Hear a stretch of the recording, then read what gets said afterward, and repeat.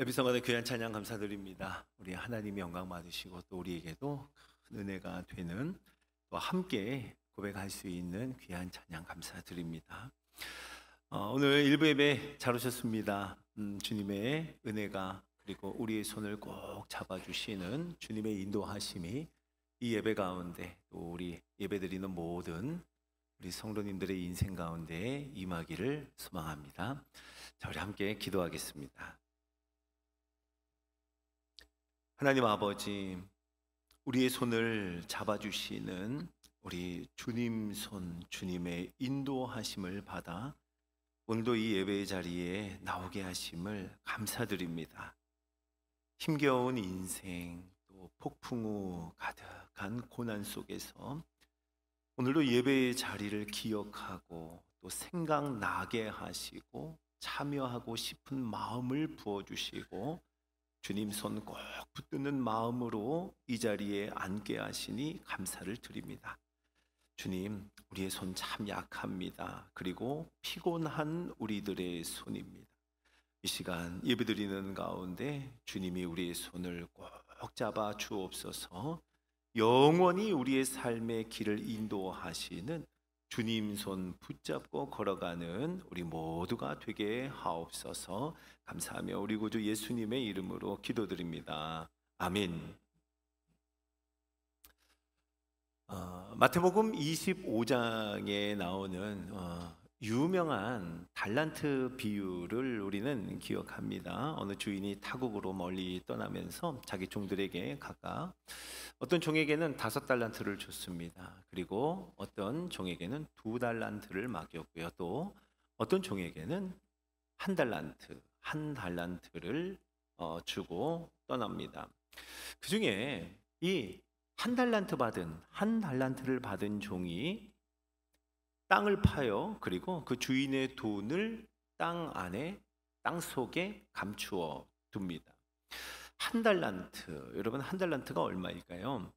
그 가치를 셈해 보자면 보통의 일꾼들에게 자그마치 20년치의 품삯입니다. 20년치의 품삯, 대단한 가치죠. 요즘 말로 하면 20년 동안의 연봉이 1달란트입니다. 자, 그런데 만약 그 1달란트를 땅에 묻어놓고 감추어 둔 채 그가 죽어요. 그리고 시간이 흐릅니다. 많은 시간이 흘러 그 땅이 다른 주인의 소유가 돼요. 그러면 그 1달란트는 어떻게 될까요? 그 돈은 말 그대로 땅 속에 묻힌 달란트가 되는 겁니다. 밭에 감추인 보화가 되겠죠. 여러분, 단 1달란트만 묻혀 있어도 여러분 그것은 20년치의 품삯이 땅 속에 있는 거예요. 예, 엄청난 보물이라 할 수 있습니다. 자, 그런데 오늘 예수님께서 말씀하신 비유 속에는요, 이보다도 훨씬 더 귀한 보화가 땅 속에 묻혀 있는 거예요. 그리고 예수님은 말씀하십니다. 천국은 마치 무엇과 같은가? 천국은 마치 밭에 감추인 보화와 같으니라고 말씀합니다. 천국이 그렇대요. 천국이 꼭 밭에 감추인 보물과 같다 하시면서 우연히 그 보물을 발견한 사람의 반응을 우리에게 들려주십니다. 저는 예수님의 비유를 보면서 이렇게 생각해 보는 것 좋아해요. 비유 속으로 우리가 들어가서 이 사람은 과연 어떤 마음이었을까? 얼마만큼의 감정이었을까? 그래서 이 사람 뭘 했을까? 어떤 행동했을까? 그의 삶에는 어떤 일들이 일어났을까? 한번 우리 생각해 보는 겁니다. 자, 이제 우리가 한번 밭에 감춘 보화를 발견한 그 사람이 되어 봅시다. 그 보물을 발견했을 때부터 오늘 예수님 말씀하시는 거 보니 그가 그 밭을 통째로 샀어요. 그 밭을 다 사버린 그때까지의 그 사람의 마음을 한번 우리가 읽어보는 겁니다. 자, 자기 소유의 밭은 아닌 것 같죠? 그저 소작농으로 일하는 가진 것 그렇게 많지 않은 사람이었던 것 같아요. 그런데 어느 날 늘 일하던 그 밭에서 엄청난 보화를 발견한 거예요. 단순한 보석이 아닌 것 같아요. 자기의 모든 소유를 다 팔았다 하는 걸 보니 삶을 송두리째 바꿔버릴 만한 보물단지, 보물단지였습니다. 너무 놀랐어요. 그리고 너무 기뻤습니다. 한편으로는 너무 당황스러웠어요. 서둘러서 그 보화를 다시 덮어버립니다. 다시 덮어요. 그리고는 집으로 달려갔을 거예요. 자, 집으로 달려간 그 사람 앉으나 서나 무슨 생각했을까요? 자나 깨나 무슨 생각했을까요? 아침에 눈 떴을 때 무슨 생각했겠습니까? 온통 그 보화 생각으로 아마 멈출 수 없는 뜨거움이, 불같은 마음이 그 안에서 활활 타오르지 않았겠어요? 그러면 적어도 일부러 생각해내야 생각나는 그런 거 분명히 아니었을 겁니다. 그렇죠? 잊어버리고 있다가 맞다, 그런 보물이 있었지, 이런 정도의 마음일 리 없습니다. 절대 그러지 않았을 거예요. 오히려 감추려고 해도 감추어지지 않는, 감출 수 없는, 혹시 그 사실 누군가가 눈치챌까봐 마음속으로 조마조마 전전긍긍하며 표정 하나까지도 조심하지 않았겠어요. 매우 신중한 모습이 바로 그 사람의 모습이었을 겁니다. 그러면서도 감추기에는 너무 어려운 샘솟듯 솟아나오는 이 마음의 벅참과 감격, 그리고 그것만 생각하면 설레이는 이 마음이 그 내면을 완전히 장악했을 거예요. 사로잡았을 겁니다. 아마도 이 자꾸만 입꼬리가 올라가는 거, 이거 자꾸 잡아서 내려야 하지 않았을까요?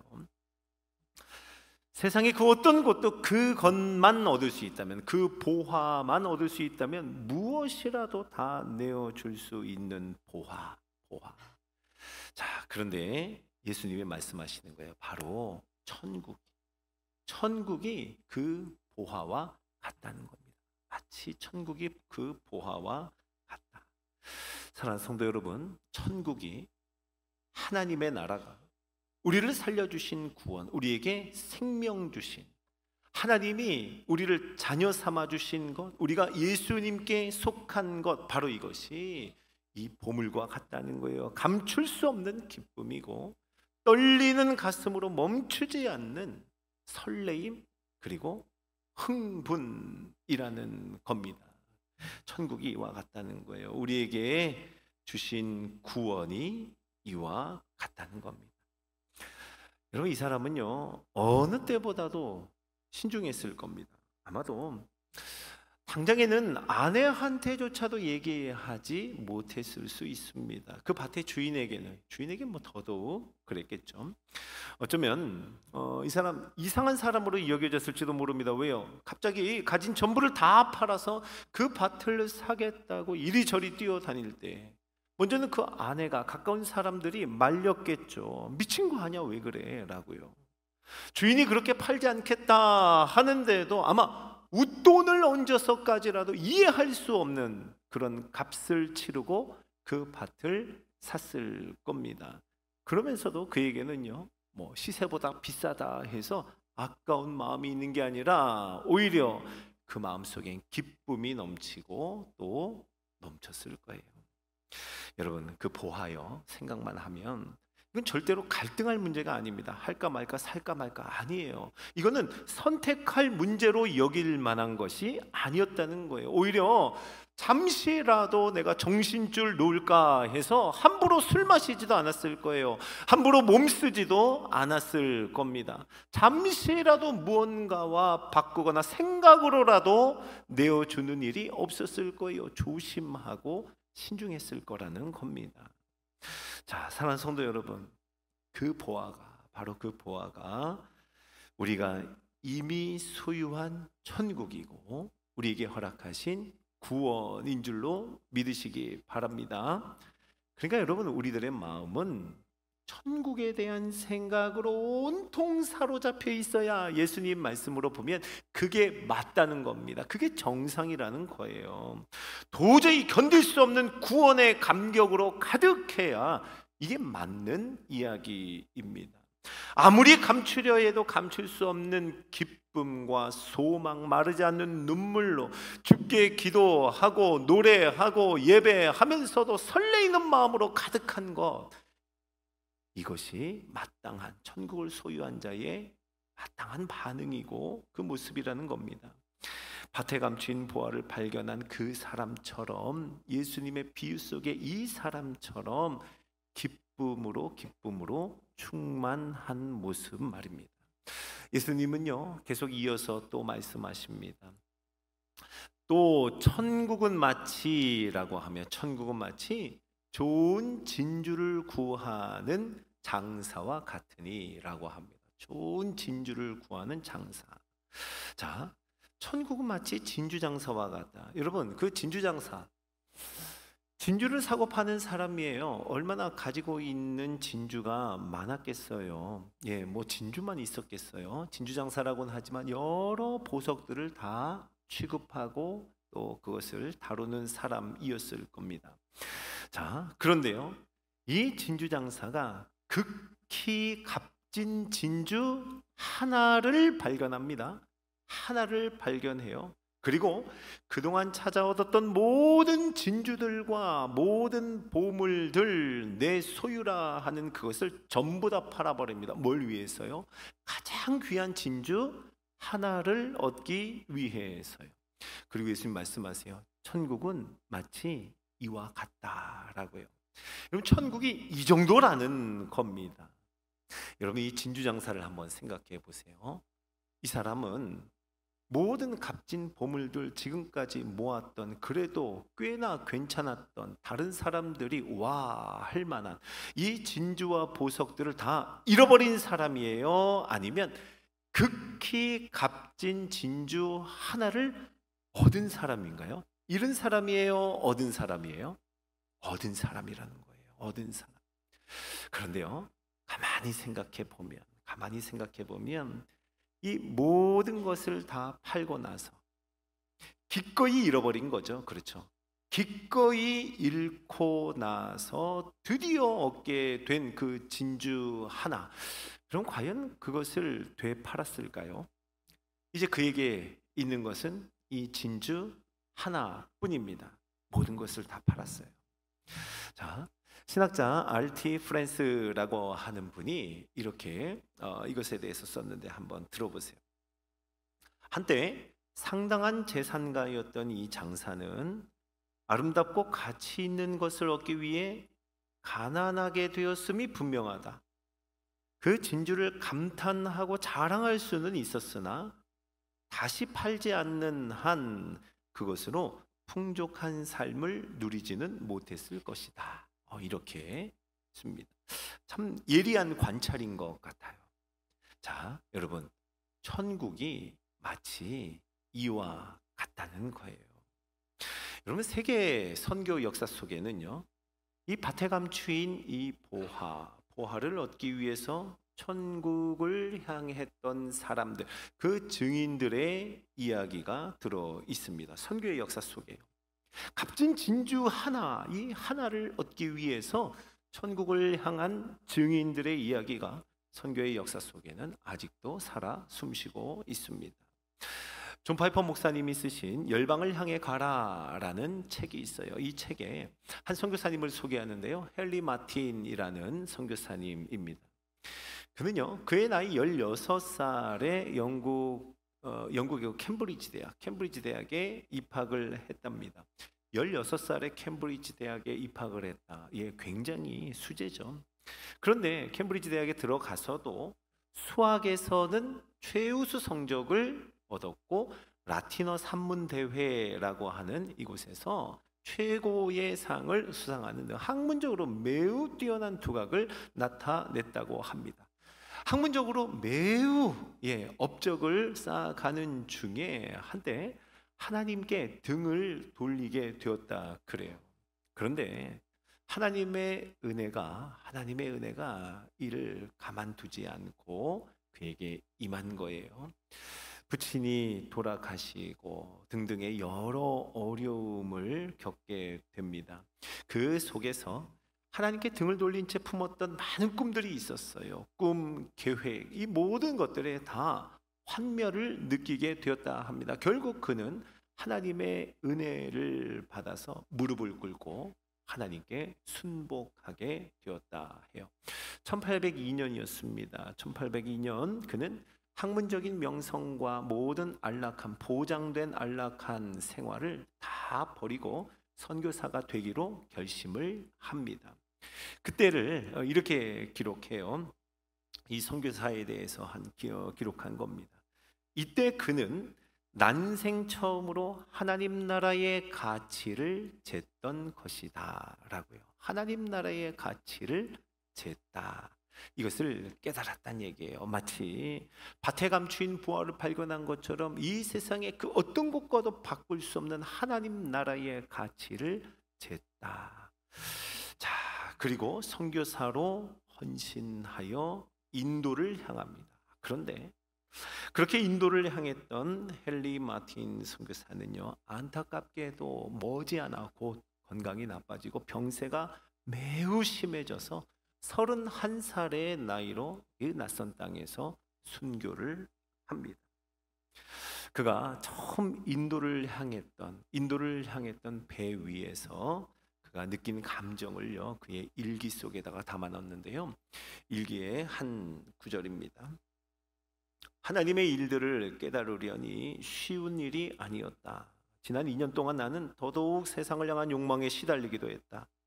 그리고 인도를 향하는 뱃속에서 배멀미, 배 냄새 때문에 마음이 너무나도 괴롭다. 영국에서의 그 모든 안락과 또 성도들과의 교제를 뒤로하고 알지 못하는 땅으로 가는 것, 여러 달씩이나 경건하지 않은 자들과 함께 있고 극심한 질병, 비참함을 견뎌내야 한다는 생각, 이것이 내 마음을 무겁게 짓눌렀다. 내 마음을 무겁게 짓누르는데 마지막 문장을 이렇게 씁니다. 내 마음은 거의 부서질 정도였다. 거의 부서질 정도였다. 하나님 나라의 가치를 쟀던 그 선교사의 마음은 부서질 듯 하는 것이었어요. 천국을 향하지만 지금 이곳 이 땅에서 고난이라고 하는 그 천국을 향하는 고난을 고스란히 감내하는 거예요. 그는 밭에 감추인 보화를 얻으려고, 그리고 극히 값진 진주 하나를 얻기 위해 자기의 소유를 다 팔아서 그 밭을 사는 그 사람, 바로 예수님 비유 속에 나오는 그 사람의 삶의 모습을 보여준 겁니다. 사랑하는 성도 여러분, 오늘 예수님의 비유 앞에서 우리도 저와 여러분도 밭에 감추인 보화, 그 천국을 향하는 우리 모두가 되기를, 또 여러분이 되기를 주의 이름으로 축복합니다. 자기의 소유를 다 팔아서 그 밭을 사는 것, 여러분, 이것에 우리가 아주 작은 것이라도 한번 동참해 보기를 원합니다. 이제 우리 다음 주면 추수감사 주일입니다. 추수감사 주일을 앞에 두고 있어요. 이번 나누고 섬기는 추수감사 헌금은요, 인도네시아 선교 대회를 위해서 우리가 함께 섬기고 후원하기로 했다, 이렇게 말씀을 드렸습니다. 바탐 케어 2025를 후원하게 됩니다. 인도네시아의 신학생들, 그리고 신학교를 졸업한 졸업생들을 또 초대하고요. 그리고 지금 일선에서 기독교 사역자로 섬기고 있는 그 사역자들을 함께 초대하는 자리입니다. 신학생과 졸업생과 사역자들이 함께 모이는 이번 선교대회, 이 선교대회를 위해서 우리 반올교회가 마음을 모아보려고 하는 거예요. 여러분, 그들은요, 이슬람 국가에서 무슬림으로 태어납니다. 태어나면 무슬림이에요, 자기들이. 그런데 어느 순간 하나님의 은혜를 받아 예수 믿는 성도로, 근데 성도에서 더 나아가서 이제는 헌신하는 사역자로 부름을 받은 거예요. 신학생과 현지 사역자들, 그들은요, 밭에 감추인 보화를 얻기 위해서 온 삶을 다해 그 밭을 사는 그러한 삶을 살아가고 있는 겁니다. 우리가 그들을 한번 도와보자는 겁니다. 그들의 삶에 우리도 함께 동참해 보자는 거예요. 제가 이번 주간에 이슬람 국가에서 사역하는 선교사님과 통화를 하면서 제가 그분에게 한번 여쭤봤어요. 이슬람 국가 그 환경 그 문화에서 신학생으로 살아간다는 거, 기독교 사역자로 살아간다는 거, 이런 거는 어떤 삶일까요? 라고 제가 이렇게 물어봤습니다. 선교사님이 저에게 얘기를 여러 가지 해줬어요. 그 중에 참 제가 마음의 여운으로 남는 것을 여러분과 나누고 싶은데요.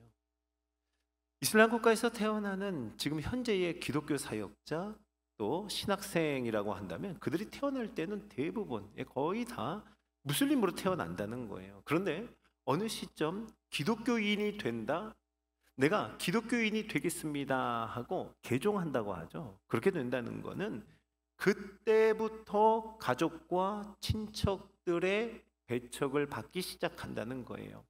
내가 기독교인이 되겠습니다 하면 그때부터 가족과의 관계 단절이 이루어진다는 거예요. 친척들에게서 배척을 당하고 단절이 이루어집니다. 가족과 친척들이 그러니 여러분 사회적인 고립은 어떻겠어요? 사회적으로 고립이 됩니다. 문화권에 따라 좀 다르지만 강경한 이슬람 국가에서는요, 실제 위협과 위험이 있습니다. 명예살인이라고 하는 종교적인 명분을 앞세워서 실제로 살인이 자행되기도 하고요. 지금 이 시대에 일어나고 있는 일들입니다. 자, 여러분, 그런데요, 그들이 그렇게 당하는 고난 속에서도 예수 그리스도의 복음 앞에 부르심을 받아서 무엇과도 바꿀 수 없어서 이들이 그 부르심에 응답하여 그렇게 신학생으로 그리고 기독교 사역자로 살아가는 거예요. 근데 이들이 신학생이고 사역자라고 할 때는 복음을 전하는 거잖아요. 그 문화권 안에서 복음을 전할 때 예수 그리스도의 복음을 전하고 그 복음을 받아들인 사람은 내가 걸어왔던 그 길, 고난의 길, 위협과 위험의 길을 똑같이 걸어가게 되는 자들을 하나님 아버지의 마음으로 찾아내는 여정이라는 거예요. 이게 얼마나 마음이 무거운지 모른다는 겁니다. 가족과 친척들의 배척, 관계의 단절, 사회적인 고립, 그리고 위협과 위험. 예수 그리스도의 복음을 전한다 하는 것은 그 길로 안내하는 것과 같은 거예요. 신학생이 그리고 기독교 사역자가 감당해야 할 일이라는 겁니다. 그럼에도 불구하고 이 선교사님이 하시는 말씀은 이래요. 두말할 것 없이 무슬림을 선교할 때는 이슬람 문화권의 사역자가 그래야 선교가 됩니다 라고. 여러분, 참 어려운 사역의 현장이겠죠. 어려운 삶의 걸음걸음일 겁니다. 먼저 그 길을 걸어갔던 사람이 또 이 기쁨에, 이 세상에 어떤 가치와도 바꿀 수 없는 길을, 복음의 길, 천국으로 향하는 길을 소개하는 겁니다. 바로 그 사역자들, 그 이슬람 문화권의 신학생과 졸업생과 사역자들이 모이는 선교 대회를 우리가 섬겨보려고 해요. 그 일에 한번 동참해 보고자 하는 겁니다. 자, 여러분, 근본 나누고 섬기는 추수감사 헌금이요, 밭에 감추인 보화를 발견한 그 인도네시아 신학생들을 위해 드리는 겁니다. 극히 값진 진주 하나 발견한, 그 하나를 발견하고 모든 것을 다 판 인도네시아의 그 사역자들을 섬기는 데 드리는 겁니다. 저는 우리가 나누고 섬기는 추수감사 헌금을 드리면서 이 헌금을 통해서 함께 그 밭을 사는 일에 우리도 동참해 보려고 합니다. 맥스 루케이도 목사님의 예수님처럼이라는 책에 히브리서 12장 2절 말씀에 우리가 잘 아는 말씀이죠. 믿음의 주요 또 온전하게 하시는 이 예수를 바라보자 라고 하며 이렇게 말씀은 이어갑니다. 우리 하반절을 한번 같이 읽어볼까요? 히브리서 12장 2절 하반절입니다. 자, 시작.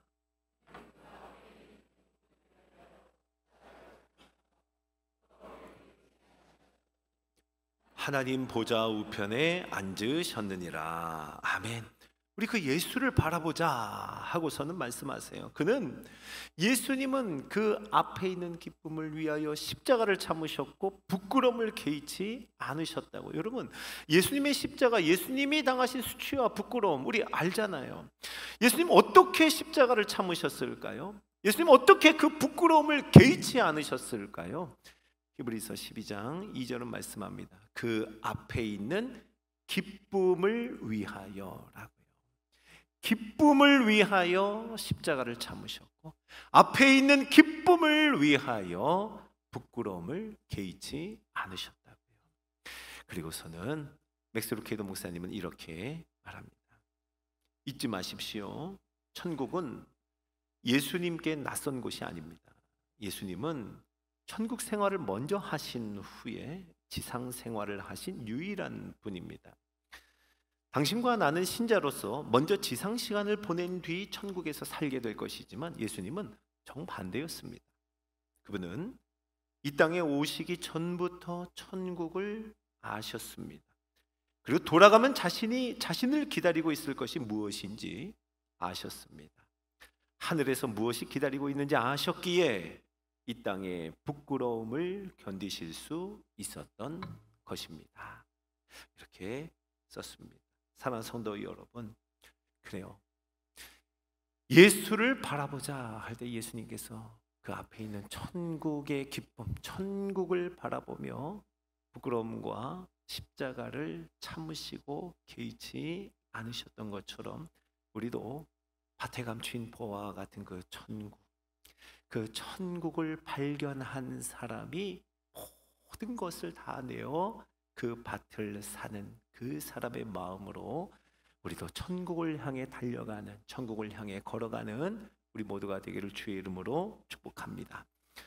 오늘은 예수님께서 말씀하신 이 본문 바로 앞구절이에요. 마태복음 13장 43절입니다. 우리 한 구절 마지막으로 한번 읽어보겠습니다. 함께 읽죠. 시작. 그때의 의인들은 자기 아버지 나라에서 해와 같이 빛나리라. 귀 있는 자는 들으라. 아멘. 아버지 나라에서 해와 같이 빛나리라. 여러분, 우리 천국에서 해와 같이 빛나리, 이런 고백하잖아요. 바로 이 말씀입니다.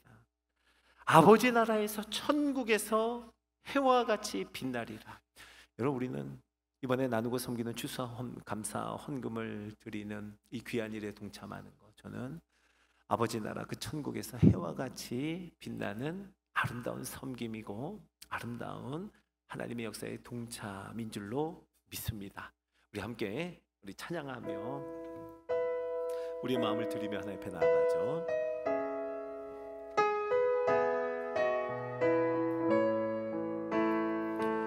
자, 선한 능력으로 함께 고백합니다. 주 선한 능력으로 안으시네. 그 크신 팔로 날 붙드시네. 절망 속에도 흔들리지 않고 사랑하는 주 얼굴 구하리. 선한 능력으로 일어서리. 주만 의지하리. 믿음으로 우리 고대하네. 주 오실 그날 영광의 새 날을 맞이하리. 이전의 괴로움, 이전의 괴로움 날에 워싸고 고난의 길을 걷는다 해도 주님께 맡긴 우리 영혼 끝내 승리의 날을 맞으리. 아멘. 선한 능력으로 일어서리.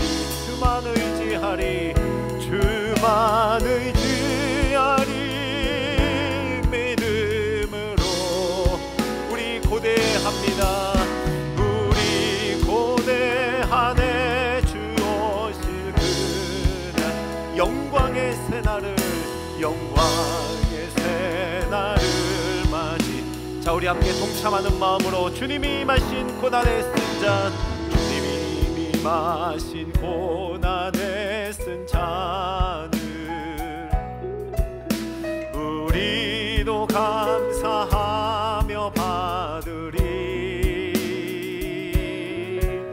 주님의 남은 고난 채워가며 예수와 복음 위해, 예수와 복음 위해 살리라매 선한 능력으로, 선한 능력으로 일어서리.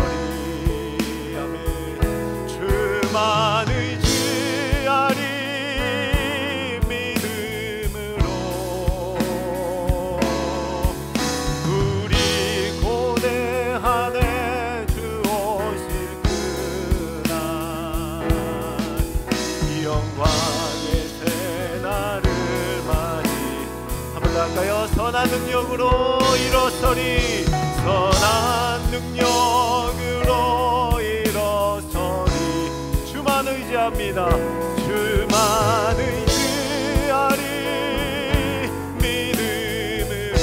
우린 고대합니다. 그날을 우린 고대하네 주 오실 그날. 아멘 아멘. 이 영광의 새날을 맞이하리. 같이 한번 기도합시다. 인도네시아 선교대회 우리 바탐케어 2025를 위해서, 그리고 인도네시아의 우리 신학생들과 졸업생 그리고 모든 사역자들, 이번에 참여하는 모든 우리 분들을 위해서 함께 기도합시다. 그리고 우리도 그 일에 함께 동참하여 천국을 향하는 삶을 살아가기를 우리 함께 결단하며 하나님 앞에 소원을 드리며 기도할까요? 자, 주의 이름 부르짖고 기도합니다. 주여! 하나님 아버지, 천국은 마치 밭에 감춘 소화와 같다. 그것을 발견한 사람의 모습을 우리에게 보여주시, 우리를 그 천국의 길로 초대하시며 우리를 인도하시며 우리의 마음을 향하게 하시니 감사를 드립니다. 하나님 아버지, 이슬람 문화권에서 무슬림으로 태어나서 하나님의 부르심을 받아 놀라운 은혜 앞에 굴복하여 하나님 신학생으로, 졸업생으로, 그리고 사역자로 부름받은 자들, 그들을 섬기는 일에 우리 모두가 함께 마음을 모아 섬기고 구원하기를 원합니다. 하나님, 함께 그 밭을 사는 일에 동참해 보기를 원합니다. 우리의 모든 것 힘에 격도로 하나님 섬겨 보기를 원합니다. 우리 하나님께서 우리의 마음을 통하여 주시고 움직여 주시고, 하나님 아버지의 마음, 그들을 향한 하나님 아버지, 그들을 향한 하나님의 교회, 그들을 향한 하나님의 섭리가 이루어지고, 하나님 이번 선교대회를 통하여 바탐케어 2025에 임하시는 하나님의 완전한 은혜가 이 마음을 보게 하여 주시옵소서. 하나님 함께 일에 동참하여 주 앞에 걸어가는 모든 순간순간마다 하나님 주께서 우리의 마음을 주관하여 주시고 거룩한 부르심에 응답하여 하나님 나라의 천국을 향하는 발걸음이 계속되게 하여 주옵소서. 극히 값진 진주 하나를 발견한 사람과 같이 천국을 향하는 삶 되게 하여 주시옵소서. 하나님 아버지, 우리에게 천국을 보여주시고 우리가 알아들을 수 있도록, 우리로 잘 이해할 수 있도록 천국을 비유로 말씀하여 주시니 감사를 드립니다. 마치 밭에 감추인 보화, 그 보화를 발견한 사람의 모습을 우리에게 보여주시고 우리로 그 길로 초대하여 주시니 감사를 드립니다. 극히 값진 진주 하나, 그 진주 하나를 발견한 사람의 모습을 우리도 따라가게 하시니 감사를 드립니다. 하나님, 예수님 따라가는, 예수를 바라보는 우리 바늘교회 온 성도 되게 하여 주옵소서.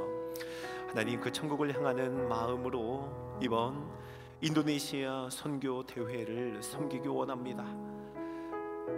바탐케어 2025 거기 참여하는 우리 모든 신학생들과 또 기독교 사역자들, 우리 하나님 손에 부탁하오니 천국을 향한 발걸음에 우리 하나님의 기쁨이 가득하게 하여 주옵소서. 힘겨운 고난과 고통의 삶 속에서도 천국을 향한 설레임을 놓치지 않게 하여 주옵소서.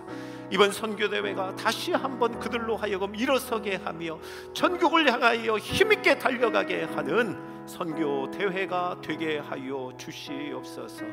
이래 우리가 한마음으로 그리고 힘에 겹도록 섬길 수 있는, 또 후원할 수 있는 은혜 위에 은혜를 허락하여 주옵소서.